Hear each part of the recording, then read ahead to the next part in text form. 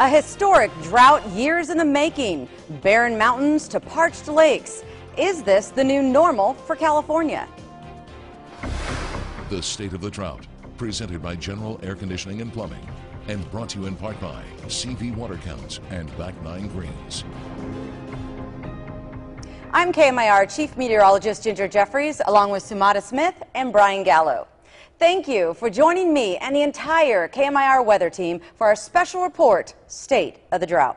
Now, no doubt you've heard we're in the middle of a historic drought in California, but tonight we're going to clear up some of the confusion about the drought, El Nino, and identify what one leading climate expert says is the real cause of the drought. This won't be your garden variety drought special. Tonight we're breaking new ground on the cause of the drought, if there's a solution, and how life in California will be changed from here on out. Our special report begins at NASA's Jet Propulsion Laboratory. See here, Ginger, this is what all the excitement is about.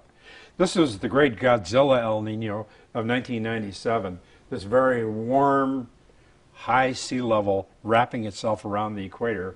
And this is where we sit today. Dr. William Patzert is the foremost authority on climate in California. In fact, he's been dubbed the prophet of California based on his impressive forecast track record.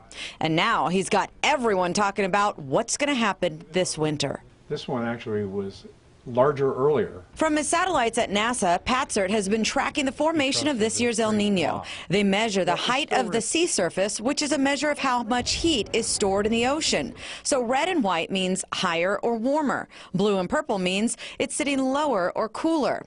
What you're looking at is warm water that's been stored in the Western Pacific. It's now moving toward the Americas, bringing with it the chance for major rain this winter. The last time we saw an El Nino like this was in 1997 and 98, which turned into the most punishing El Nino on record. He was billed as a bad boy. Mudslides, floods, general havoc. But now in the day and age of the drought, there's a very different sentiment toward El Nino. So for the first time, we're actually talking about El Nino as the great white hope, as the drought buster. And so it's a little different this time. Another stark contrast to then and now. In 97 and 98, we were not in the state of a drought. But now, California is dealing with the worst drought in recorded history. So will this welcomed El Nino be the answer to our water woes? Is El Nino going to solve the drought? I don't know. I don't know. I hope so, but they say it won't on the news. Let's be hopeful. You know, I moved here in 1998, and that's when we had the last El Nino, and I was bringing stuff over from LA and packing it in my shed, and when I came to get it out, it had all been flooded and rotted because my floor wasn't that good. So I'm just hoping.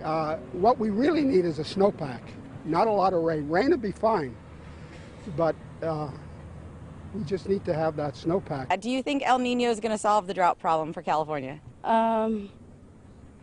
I don't think so. I hope so. We need a lot of rain. El Nino might happen? Yeah, hopefully. Is El Nino going to happen? I'm not sure. I haven't really been keeping up with the whole news behind it. I don't worry about things like that. I believe that there's always balance on the Earth and in the universe, and the planets don't collide, and the sun comes up every day, and sometimes we have a fire, but then new growth comes after the fire. So I don't think about these things. It all balances out. El Nino's coming. Is it going to eliminate the drought? Hopefully it does. Lots of rain. You ready for it? I'm ready for it. According to all of the pieces that I've read, we're simply not going to have enough. Even if El Nino is extremely strong, it won't solve our problem because this is a multi-year problem, and in fact it's likely to continue for maybe our lifetimes. And before we put that water in the bank, remember, El Nino is a winter weather rain impact. Our biggest rain usually comes in January or February. In addition, the months ahead include our Santa Ana season, sparking the worst fire season in California history as well. So, do the experts believe El Nino will wash this all away? Don't cash in your 401k and invest in umbrellas yet. During our monster El Nino in '97, the Southland saw 17 inches of rain in 1 month. However, half of that rainfall got redirected into the ocean. In the end, we only got 7% of our water needs met that winter, thanks to the snowpack, not the rain. And it comes like a fire hose. So you're standing there with the champagne glass with somebody aiming a fire hose trying to capture water.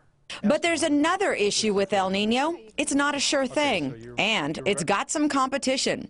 There's a very shallow area of warm water in the Gulf of Alaska that has basically blocked California from getting drenched in the winter.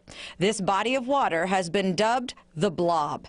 And in the case of a comic book clash, our winter may be decided by the battle of a Godzilla El Nino versus the water blob. At this point, I think that the El Nino is such a large signal, it will dominate the blob, which is a pretty shallow, superficial feature.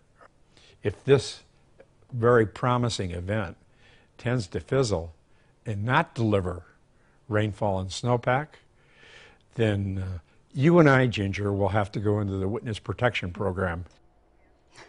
Let's hope that doesn't happen. And while there is a lot of attention on El Nino, Sierra snowpack is the real key for water in California. Snowpack right now is 0.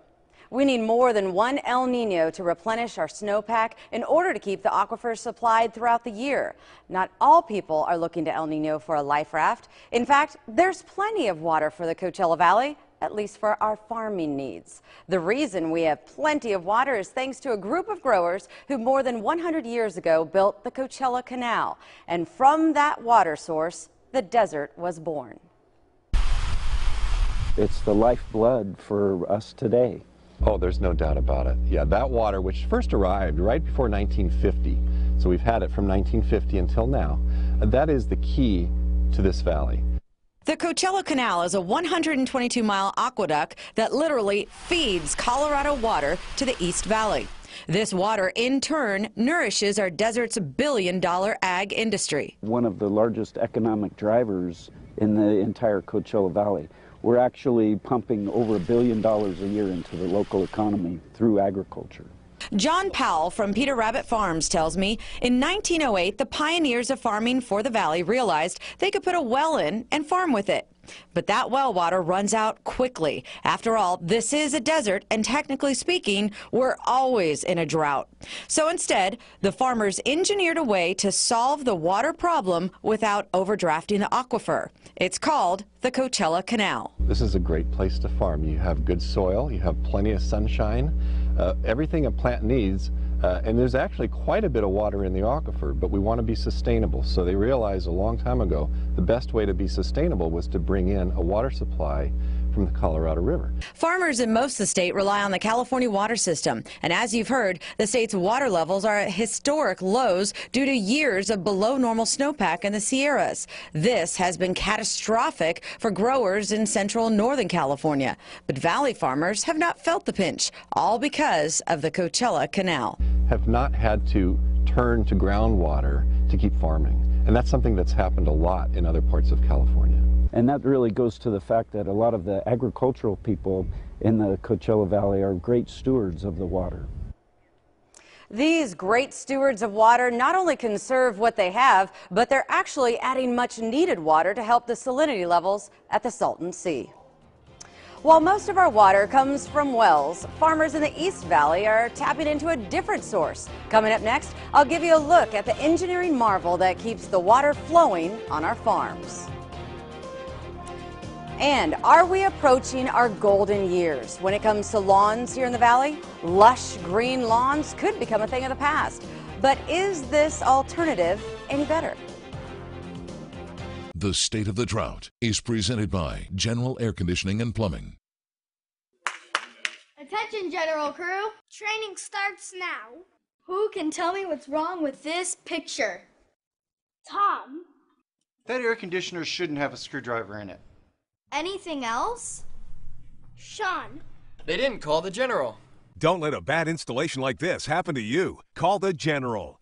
Hey, there goes the General again. Here, there, everywhere. General Air Conditioning and Heating. The Palm Palm Springs mayoral race. All eyes are on City Hall. Who will lead the city forward? KMIR News is bringing you the Candidates Forum.